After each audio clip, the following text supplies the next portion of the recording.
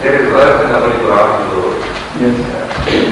وَالَّذِينَ آمَنُوا وَهَاجَرُوا وَجَاهَدُوا وَالَّذِينَ آمَنُوا وَهَاجَرُوا وَجَاهَدُوا وَالَّذِينَ أَوَّوا وَنَصَرُوا أُولَئِكَ هُمُ الْمُؤْمِنُونَ حَقًّا.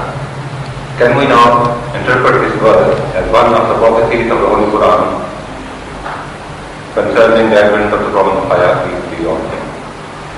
No, not particularly that.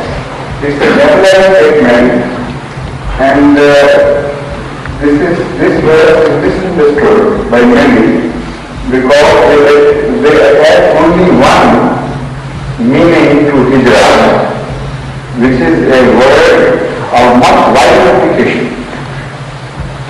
Hijra is in fact a spiritual Hijra, a migration of a person from a worldly state to a spiritual state that is traveling towards Allah.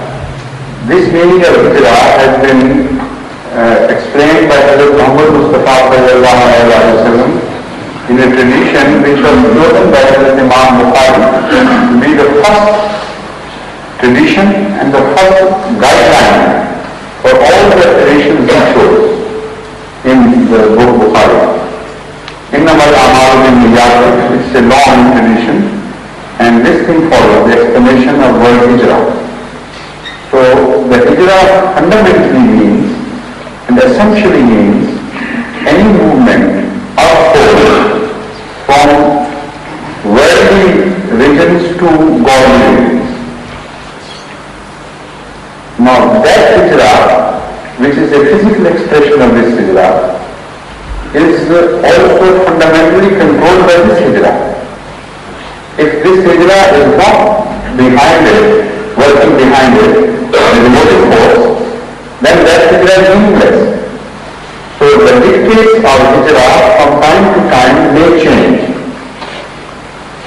Whether a physical Hijra takes place or not, this is a constant affair in the Muslim's life. This Hijra goes on taking place here and there in various individuals. And this is what Hijra means.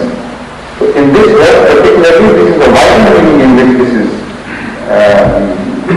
and this verse is used, and it should be understood as such.